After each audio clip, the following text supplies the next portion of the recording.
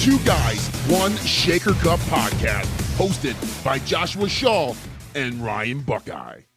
What's up, everybody? Welcome back inside the Two Guys, One Shaker Cup podcast. After a recent podcast, Josh, in which we were talking about rebrands, I had to go out, man. I had to go out and get this new Alani Nu can. They have them all over our Hy-Vees now, and honestly, it's one of the most impressive rebrands I've seen. I think it's super attractive. Like, I gravitated towards it just based on color uses alone. And the taste isn't bad. So, I mean, cheers to you, Josh Shaw, for bringing it to my attention. Ladies and gentlemen, Josh Shaw. I guess I can't take all the credit. I guess the Alani Nu guys should take most of the credit since they alerted me of all that, and I got to taste them. Do you like those flavors better than I guess I was going to say Bang, but I know you don't like any of their stuff. It's not that I don't like any of their stuff. It's just that I feel like some of the stuff they come out with literally does not go through a consumer panel. It just goes to the market because it's Bang and they can sell it. Yesterday I had Mimosa. This is Tropsicle. They're not bad. They're kind of, I don't know, like I'm more of like your, I don't like the fruity flavors. I'm not a fruity guy. I mean, maybe I come off to you as a fruity guy, but I don't feel like I'm a fruity guy. No, I think, obviously the target market for those Alani Nu drinks are mostly towards females. What are you trying to say, Josh?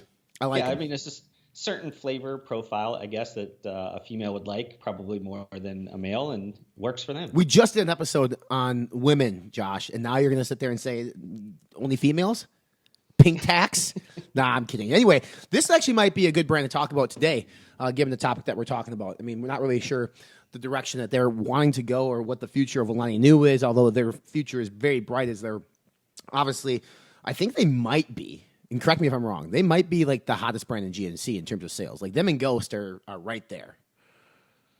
Yeah, I think over the last, and they've only been there for maybe a little over a year at this point, but they have been called out in multiple earnings calls and earnings reports around just how popular that brand has been, and mostly around just the demographic in which it brings. So there's usually around, they do with the, I think like the gold card or whatever it's called now, the My GNC loyalty card, they happen to know like if you're a new customer or, all the kind of customer information. So they pull out some of that stuff and say like, hey, this is a brand that's bringing in new customers to our door, which is the ultimate goal for any retailer. Is like, it's cool for them to siphon off other people's sales, but if you can bring in new sales, that's the goal. Yeah.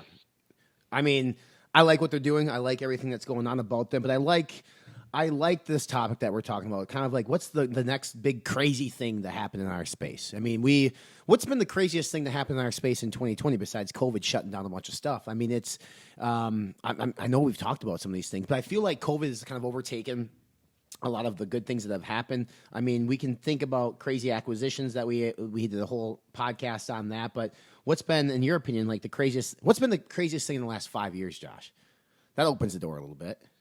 I don't know. I mean, that's in our space. I think it's just the shift probably from sports nutrition to active nutrition, I think. And that's really kind of created big winners and losers, and people that understand that there's a bigger lifestyle and how supplements are only a small fraction of that lifestyle. And you have to support all the other parts of that. And then the ones that are still thinking, like, we are the center of all the attention and we can push out this crazy marketing to say like, you take this product and you're going to do, amazing things. And it's just not the reality anymore. You have to really be able to support the whole holistic lifestyle, and the brands that have been able to try to kind of position themselves towards that have done better. The ones that haven't are kind of slowly dying off. That's been something crazy to watch over the last. I know we talked about it, but in terms of acquisitions or whatever, because it's always something I'm interested in. The Quest one still always stands out to me for two reasons. One, like the brand that acquired them, but then mostly the amount that they were acquired for. I mean, the B word was used, Josh. Not million, billion, like $1 billion. I remember when Quest bars first came out, and when they were first, like they were online only or bodybuilding.com only. Then I started seeing them in gas stations, and then you started seeing them at Targets and Walmarts, and Simply Food acquired them for $1 billion fucking dollars. I don't even know what $1 billion would look like. I don't. I wish I did. I mean, I know you do, Josh, obviously, but I mean, I don't. So for me, what that did is it's kind of like, I guess, signaled that, because Quest started out in sports nutrition. They kind of transcended those lines into more big CPG, and then they came out with like the pizza and the pasta and the chips and everything else that they did. But it really, I guess, set up, I think, this industry, a lot of these sports nutrition companies, to think outside the box a little bit. Like, hey, maybe we're not just this. Maybe we can be all of this. And if I become all of this, maybe I'll catch the eye of a bigger brand out there that could then, they would be willing to invest. Because I think for a long time, outside of sports nutrition, not a lot of people, like big CPG companies, would really want to invest or acquire a company in this space just because they were unsure. Grant, I think you've talked about it before on this show. Like, in terms of an investor, it's a pretty lucrative opportunity sometimes to invest within the space because their return can be there. But I think from a General Mills or a Kellogg or something like that, to look at the space and be like, is it worth acquiring that? I don't think I'm going to touch the space. I think that now starts to become maybe a conversation that they would start to look at the space a little bit more, as long as there are those brands that bring validity to the space. Yeah, and I think going back to my point around, the active nutrition kind of moving into like food form or beverage, you then have a higher ceiling. So some of these brands then get a little bit more excited about those particular targets for an acquisition, where a lot of times, if you're thinking like General Mills, like they don't know too much about the powder business. So like for them to acquire somebody that has $100 million in powder business, what does that do for them? There's no synergies. There's no there's very few companies that outside of maybe like a PepsiCo that owns Cytosport, owns Gatorade, that has powder businesses in there, that if they did go out and acquire a powders business, they could have some synergies with that. Right. But there's still like a ceiling that's much lower for those businesses over like, a beverage or some type of food or snack or something like that, where then a General Mills or Kellogg's or anybody like that looks at it and goes, hey, this might reach 500 million or whatever, where if you look at a powders business, you're like, it might top out at 100 million and that's going to be where it's at. What other, we'll just start there in terms of acquisitions. And I want to throw it out there because I think that because COVID really sort of shed light on the gaming industry, right? Like the gaming industry Twitch is now one of like the hottest active platforms. And it has been for a while, but more so now than ever. So much so that our space sprinted to that space and started to say, let's make a bridge from sports nutrition to gaming, which was created, in my opinion, by G Fuel. G Fuel kind of opened the door a long time ago, and they are sort of that number one thing. But you mentioned PepsiCo. Like, does PepsiCo look at G Fuel and look at Clifford Morgan and be like, hey, they have putters, but they have the number one gaming beverage out there. They've done, I think G Fuel's worked with Sega, right? They just have a Sonic branded drink. Yeah.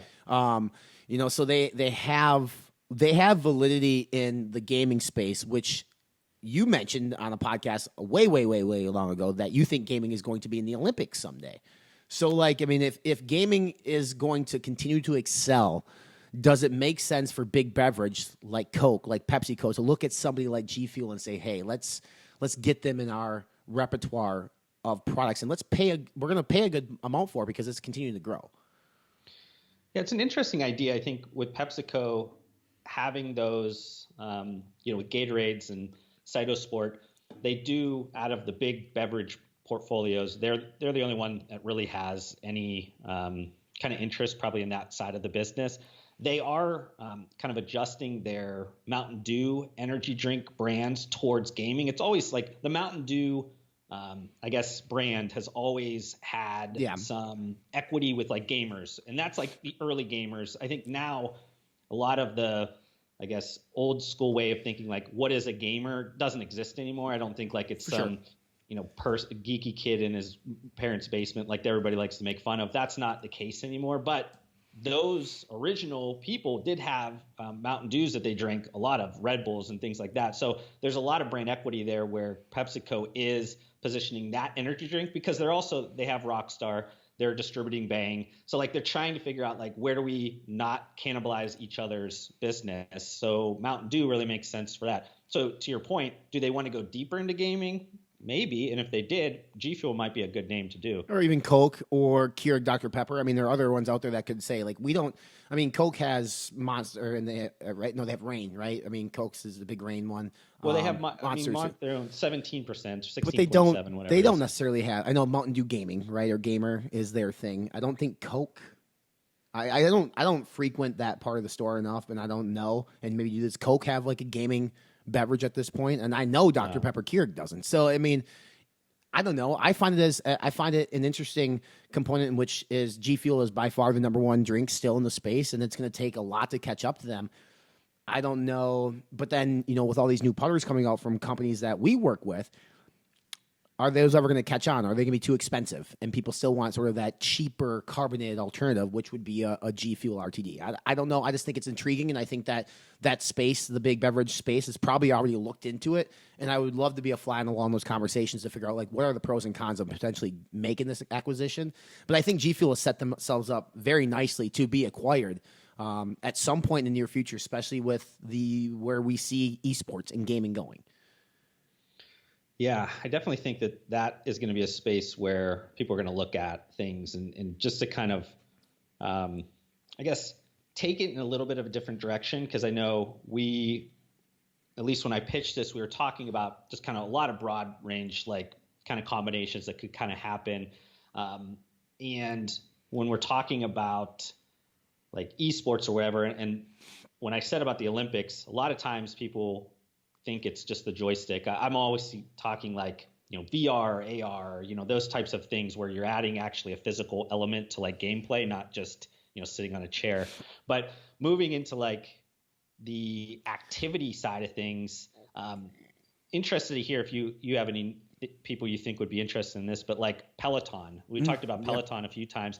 I think when the Lululemon acquisition happened with Mirror, which is another thing that we talked about a while ago. And remember when we were talking about, we're like, what the heck is this Mirror thing? That was almost at this point, a year and a half ago. And then now they're getting acquired by, Lululemon.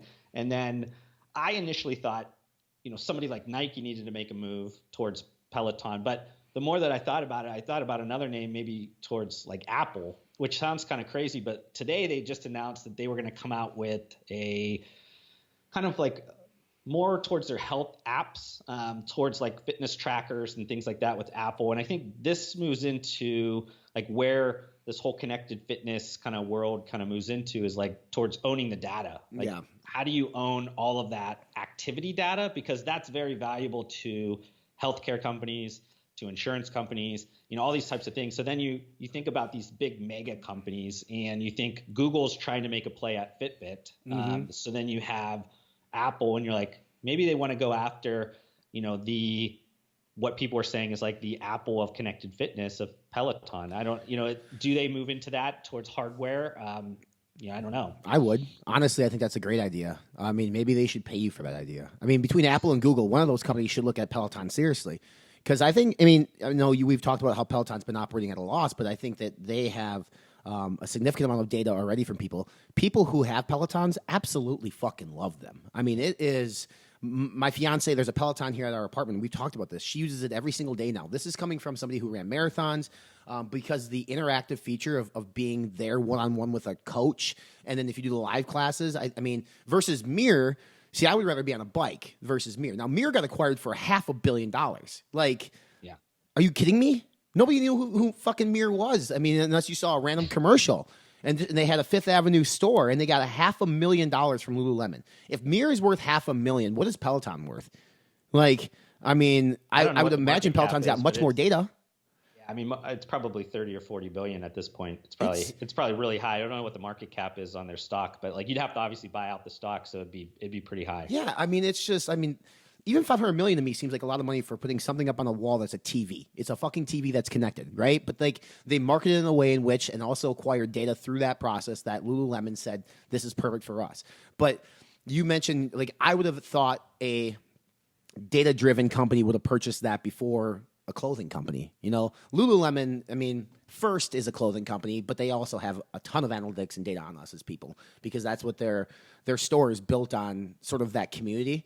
And they've done a great job at that. So that's interesting, because I didn't think about that, but that actually might be the next crazy thing to happen is hey, And I think that to your point, you brought up the point around community. And I think what's happening with a lot of these connected fitness apps is that they are becoming communities. They're becoming the fitness social media apps, in a sense, where you then have people you go to, you have certain crews that you can invite to do rides together. You have this idea where then Lululemon, and they used to have all of those like yoga things and events, and then all of a sudden COVID hit, and you couldn't do those things anymore. You didn't have that community element. All of a sudden, you were just a clothing store. So then you think to yourself, in the future, this could happen again. More than likely, it's going to happen again. If you are, a leadership person at these companies, you have to expect this was just the first of many events like this. How do we hedge against this? So if we are a community-based brand, we have to create something that can continue this community when something like this happens again. So then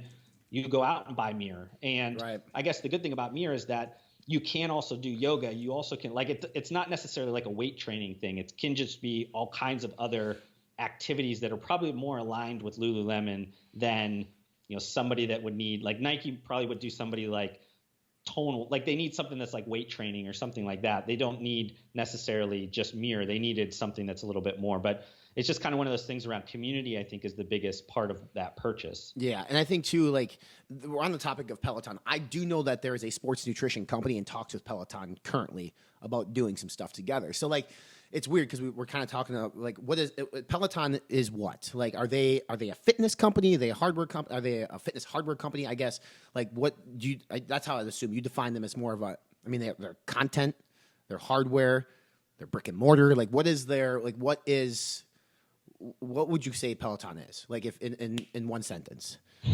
The funniest thing is when I wrote about their IPO, they had this very long definition of who they were, and basically they are a little bit of everything. They're content, they're hardware, they're proprietary software, and they're a data company. It's pretty much all of those things because they're not just one thing. They have to be kind of everything. Yeah. So then, from Google or an Apple or Garmin, even having data, those could look at a Peloton and say, okay, that's attractive for this. Sports nutrition looks at it saying, okay, maybe we can put our product placement in front of them on these things. I think, it's an interesting dynamic that sports nutrition now is looking, and we've talked about this in the past, outside the gym and outside, and how else can we, and we'll start, I think at some point, we're going to start seeing sports nutrition within gaming and games. You remember the days of, whether it's NASCAR or Tony Hawk or whatever, where they'd have branded content in there, Mountain Dew would have ads within the video game. I think we'll start seeing some of that, Ghost Gamer and stuff like that could be in there. So I think now that we've, in a roundabout way, we've been talking about this around 17 minutes. I think Peloton is the most interesting dynamic in terms of moving forward, and how do people look at that company? What is the evaluation of that company? And is it really worth $30 billion? And I think, I don't know. I don't have that check to write. But it would be very interesting to say, because I bet you any money Apple's been thinking about it or has had conversations with them, So what about you? If you have $30 billion in your pocket, would you buy Peloton?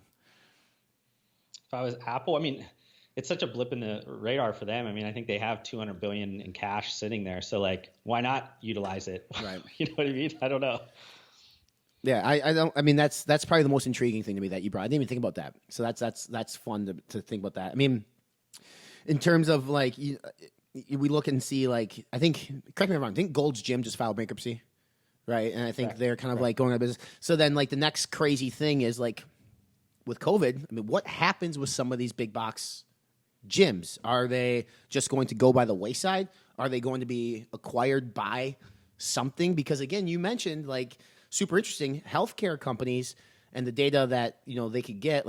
I don't think check-ins and stuff of that nature, but if they start doing more of the connected fitness within big box that we had mentioned on a previous episode then that becomes more valuable. But then it's okay, that's with Gold's Gym filing bankruptcy and big box kind of being going out, that just makes Peloton, a Mirror, and companies like that more attractive to outside investment firms. So, man, I don't know. The world's going to be weird. It'll be interesting because I like to think outside sports nutrition because that's such a small bubble in terms of overall health and wellness. But I don't know because we had a topic that you wanted to talk about too at some point. We will is life after COVID and will we accept a new look? I think we're going to have to. I think we're going to be forced to. Yeah, I'll go one step further to blow your mind a little bit further here around some of this data driven, and I'll bring it close to home in terms of maybe not sports nutrition, but just general vitamins, minerals, supplements, and I was thinking about, I talk a lot around personalized nutrition, which is still a very nascent, early on concept in terms of what it could be in the future. But you're not talking about the DNA stuff that GNC tried to pitch, are you? Well, that's like super like early. There's a bunch of levels to this where you start to move into things around like learning around like what type of food are you inputting? What is actually like when you like what's the nutrient density of that food? Like what's your stress levels? Like it should be able to manipulate your vitamins and food intake based around all your elements outside and inside your body. So basically like you become like in a way like a superhuman, I guess in a sense. It should eradicate like most diet-based diseases. But thinking about data, and you think about like one of the, I guess, businesses that are probably the most furthest along is this company called Persona. And Persona is owned by Nestle Health, just a part of Nestle, bigger, obviously multi-billion-dollar corporation.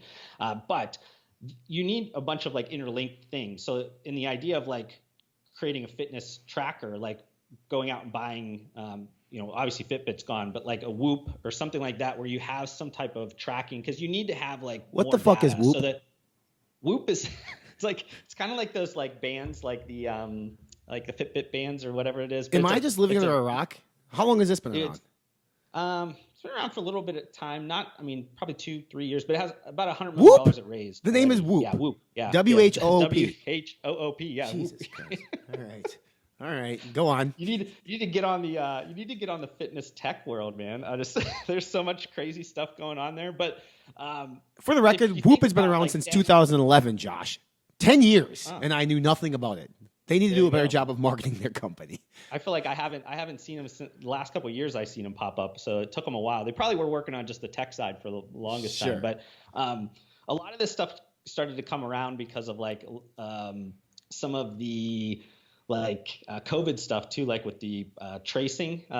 Like those types of things could trace like your activity or where you're at, and a bunch of those things. But the need for like supplement brands to become personalized, you need to have more data through the systems. You need to understand what is that person's activity, what's their sleep levels, what's their, whatever it is. Like, so if somebody's wearing a device, a wearable, then you have access to that. So it's a matter of like, maybe one of these brands go further in that direction to become a lot more personalized, because they need to own more of the data. Because eventually this becomes like, if you want to be a fully integrated way, you also own, Nestle owns them. So like Nestle would then have the ability to create personalized food to that person's needs. Like think about like every week you get stuff shipped to you based around what's your behavioral patterns of like stress levels each day, whatever. And that's kind of like down the road craziness around like even supplements. Like we shouldn't have to think like, should I take this? Nobody should be asking the question like, oh, is this good for me? There should be something that tells you this is what you need. Like, to be based around your specific body type. Not you make a lot of points around on your social media where you're like, just because I like it or it works for me does not mean that you should take it or it should work for you. That's the problem nowadays. People are looking for like, oh, what does this person think I should take? It's like that person has no idea any attribute what's going on in your body. That doesn't even make any sense that somebody would ask another person, hey, should I take this product? Like that doesn't even make any sense to me. So like you're not going to go to a doctor and be prescribed a medication without them finding out if you need that fucking medication, right? Yeah, like they're going to pull blood, they're going to pull this, they're going to pull, like they're going to do all those things before they start to give you some like crazy things, where it's like today supplements obviously way different than prescriptions, but like you think about that and you think like somebody's asking some random human that knows nothing about them, what should I take? It's like, okay, like doesn't make any sense to me. So this is kind of the answer to all that in the future. My mind is spinning when you're talking about that, because all I can think about is Amazon. It's like, does Amazon acquire a company in which you get all this metrics and analytics in terms of like their sleep, their activity levels? Because then if that person has an Amazon account, they have a personalized Amazon page saying like, hey, we noticed you haven't been getting much sleep at night. Here's a page of sleep aids. Here is a new pillow. Here is a new blanket that costs $300, but I guarantee it'll help you get deeper sleep. Like, that seems like a no fucking brainer. I mean, at that point, especially like a platform like Amazon or Alibaba or whatever that have all these different products that literally can do absolutely. I mean, Amazon has a product for absolutely everything in the world. Everything in the world. Whatever your ailment is, whatever your need is, whatever your want is, there's something on Amazon for that. So the more information I feel like Amazon can have about you as a person, and granted, they already have, Alexa. Every time you ask Alexa a question, it logs that data, and they say, okay, you were inquiring about this. Every time, Josh sneezes in his house. Say her name. Even when you don't say her name, she's logging every single thing you're saying. Oh yeah, and we've talked about our phones listening to us. All of a sudden, next you know, you're on Facebook and there's an ad for flights at Southwest Airlines taking you to Atlanta, Georgia, because you were talking about frickin' The Rock's new bodybuilding show. Like that. I mean, that's the world that we live in. So I think brands who need, it'd be interesting because like a Redcon or Glambia or these big brands, like, can they afford the data, and are they articulated enough or advanced enough to be able to use that data? Because like, I don't know. I mean, the supplement companies that I know that we work with, no way they're going to be able to take this data and try to figure out how to use it with their website, which is either dated or whatever. But I do know that brands like, Redcon, for instance, they have a very advanced technological background in terms of like behind the scenes that they do. But even they're not on the level of an Amazon or Google or an Apple or whatever. So that would make the most sense to me in terms of one of these brands in which commerce is maybe their main platform to acquire something within our space that gives us all that information or gives them all that information. Because especially with health and fitness, like margins on that are very lucrative. If it's Amazon, they're making $3 to how many dollars per transaction anyway. If they can increase that throughput through acquiring data at, I don't know, whatever the investment's going to cost, it seems like it'd be. So, and maybe they've already acquired the company. You're deep in all the New York Times and Wall Street Journal. So like, I mean, maybe they've like, I know I don't know Whoop, but I know there's a wedding ring that people wear now that, inside the ring, it tracks your sleep and it tracks all the other stuff too. Again, wearables. That's like I think wearables still a very, very key term with data-driven stuff because like it's pretty damn accurate. I mean, they can tell oxygen levels. And at some point, I know when I was at the hearing company, they were trying to design a hearing aid that could tell your blood glucose levels. Like everything that you possibly could get, they would get from the ear because it's a place, it's an easy access point. So like, it's crazy for those listening and watching, like the amount of data that these companies have that when you put something on your wrist, you put something in your ear, you get the Apple Watch, like you are giving them everything about you. More so like, Josh, you could sit down and have a speed date with somebody and tell them a bunch of information in say 5 minutes, right? Within 10 seconds, a company has more information than you just spewed out in 5 minutes on a speed date because of that little gadget that you wore. Yeah. I mean, you think about just nowadays, everything's run on that. I mean, it's Facebook knows more about you than any person in the world. You know what I mean? Especially you and I or somebody that's been on the platform for 15 years. It's like they know everything. It's kind of crazy that you kind of get to that level of everything. You did mention a name, Redcon, and I was thinking about more like an analog. Go away from the data thing and just think like blocking and tackling here, and like, would they acquire a brand? Like, could they move past just Redcon and go towards something else? And a fun name I thought about was like BSN because Eric Hart is an ex Glambia. It's his baby. So I think he would love to, like from a legacy standpoint, I think anybody that's worked at a certain company or worked, be it consultant or whatever, then they fall from where they were. You look at it and go, if I can bring this back up to where it's at, this is such a big legacy play for me. So it was one of those things where maybe it doesn't make sense because they'd have to go out and raise capital. And I know right now they're kind of against that. And then it would be the idea of like, how do you differentiate that away from Redcon? Because it is like, they're kind of very similar. If you think about who BSN should be, it's kind of similar. So it's like, does it make sense? But it's just one of those things I was thinking it might be an interesting name if they were ever to go acquire something, because I'm sure Eric would love the opportunity to kind of remake that. Yeah, that was his first baby, and now he's got his new baby in Redcon. It'd be interesting. It'd be cool to see something like that happen. We've been talking for 29 minutes already. It seems like it was just like 5 minutes, but how quickly it went. But it's intriguing. It's exciting to see potentially where our space or the broader health and wellness space could be and transcend into. If you guys like what you heard and you like what you saw, hit that subscribe button, whether it be on YouTube, iTunes, Spotify. We are on social media platforms as well, at 2 Guys, 1 Shaker Cup, at J Shaw Consulting.